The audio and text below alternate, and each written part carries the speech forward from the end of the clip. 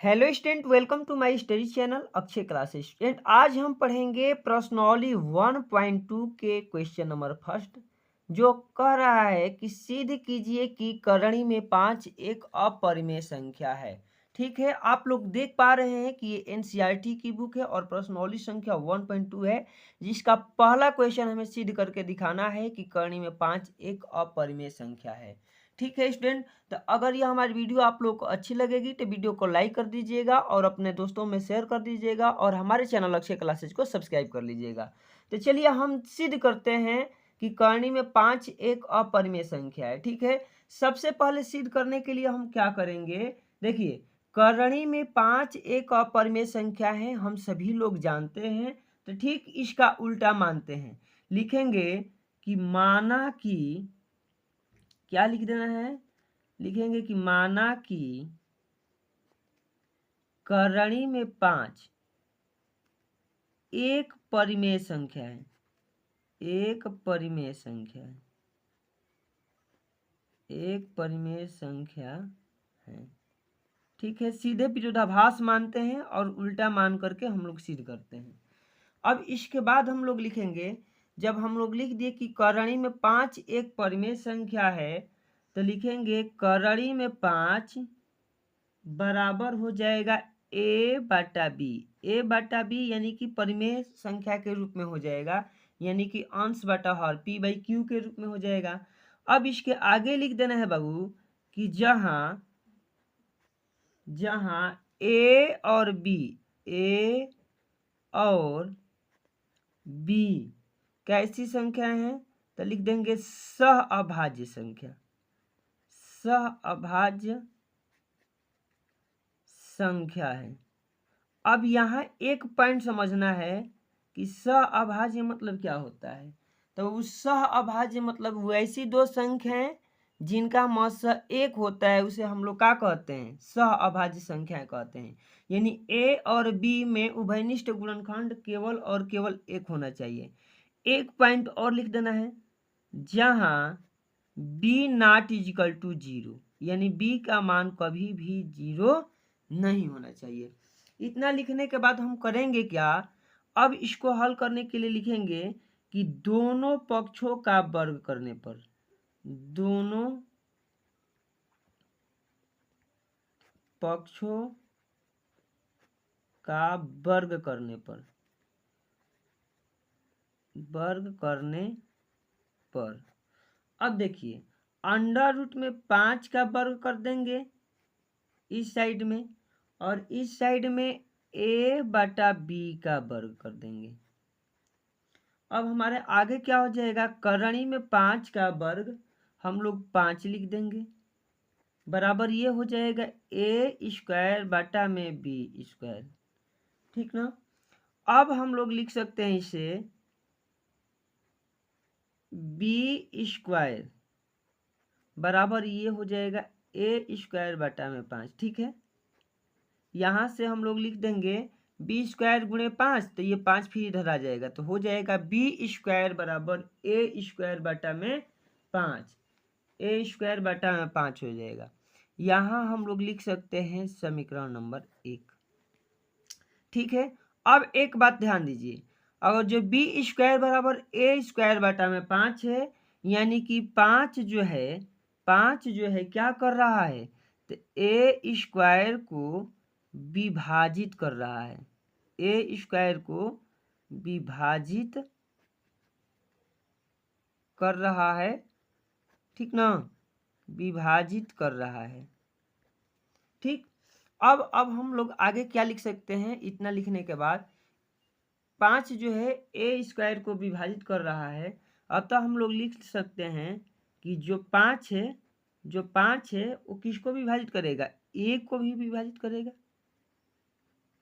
ए को भी विभाजित करेगा, विभाजित करेगा। इतना समझ में आ गया। किसी संख्या का वर्ग किसी संख्या से कट जाती है, तो वह संख्या भी उस संख्या से क्या हो जाएगी, कट जाएगी। इतना हमें याद लिखना है, याद रखना है। तब हम लोग आगे लिख सकते हैं, एक स्टेप और कर देना है। तब हम a बराबर 5m लिख सकते हैं। क्यों लिख सकते हैं? क्योंकि जो a है वो 5 के गुणज में है। a जो है 5 के गुणज में है, तब हम a बराबर 5m लिख सकते हैं। जहां m क्या होना चाहिए? m कोई पूर्णांक होना चाहिए। m कोई पूर्णांक है। ठीक है बाबू, m कोई पूर्णांक है, यानी m का मान कोई पूर्णांक ही होना चाहिए। अब हम लोग करेंगे क्या, समीकरण 1 में जो ये समीकरण माने हैं ना, बी स्क्वायर बराबर ए स्क्वायर बटा 5, इसमें समीकरण 1 में ए बराबर 5m रखने पर अब देखिए यहाँ से क्या हो जाएगा, यहाँ से निकल करके आ जाएगा बी स्क्वायर बराबर ये 5m का स्क्वायर, अब बाटा में क्या हो जाएगा ये वाला, तो 5 हो जाएगा। ठीक है, अब हम लोग लिख सकते हैं बी स्क्वायर, क्या लिख सकते हैं मेरे प्यारे बच्चों, बी स्क्वायर बराबर हो जाएगा 25m स्क्वायर बाटा में ये 5 है। 5 से इसको कटा सकते हैं तो 5 बार में कट जाएगी, तो m स्क्वायर ये है, इधर ले ला देंगे तो m स्क्वायर बराबर क्या हो जाएगा, यहाँ 5 गुणा कर रही है ना, तो इधर आके भाग कर देगी, बी स्क्वायर बटा में क्या हो जाएगा, 5 हो जाएगा। समीकरण यहाँ से क्या मिल गया, 2। ठीक है, अब हम लोग लिखेंगे कि 5 जो है बी स्क्वायर को 5b स्क्वायर को विभाजित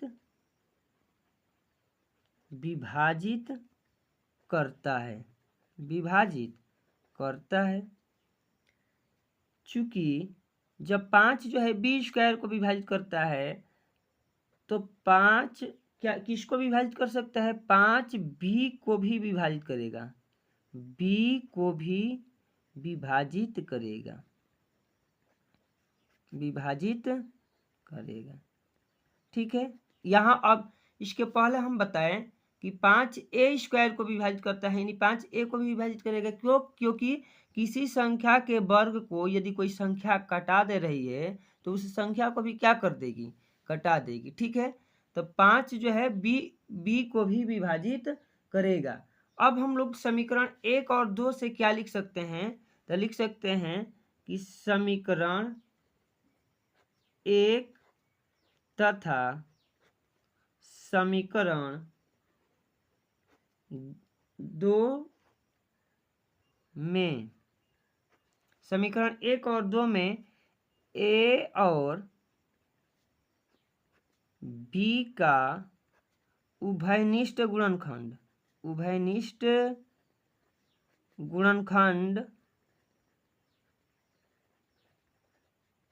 5 है। क्या है मेरे प्यारे बच्चों, 5 है। ठीक है, ये जो है उभयनिष्ठ गुणनखंड है, यानी a को भी काट रहा है और b को भी काट रहा है। जबकि हम लोग पहले ही माने हैं कि a और b हमारी कैसी संख्याएं हैं, तो सह अभाज्य संख्याएं होनी चाहिए, यानी कि a और b का मौसा क्या होना चाहिए, 1 होना चाहिए।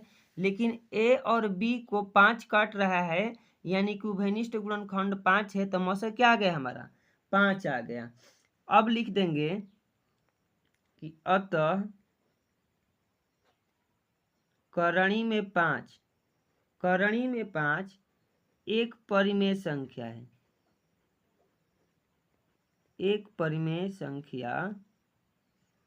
है।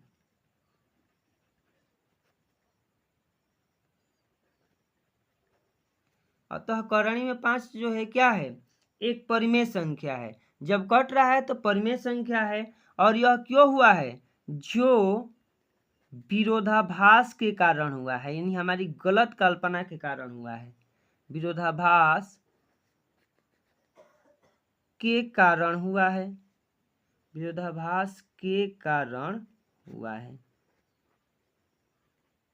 जो विरोधाभास के कारण हुआ है। यानी कि करणी में 5 परिमेय संख्या क्यों आया? क्योंकि इनका मौसा 5 आ गया, तो यह एक परिमेय संख्या है। और ऐसा क्यों सिद्ध हो गया है? क्योंकि हमने गलत कल्पना की है। तो ठीक है, जो हमारे विरोधाभास के कारण हुआ है। अतः हम लोग लिख सकते हैं कि अतः करणी में 5 एक अपरिमेय संख्या है।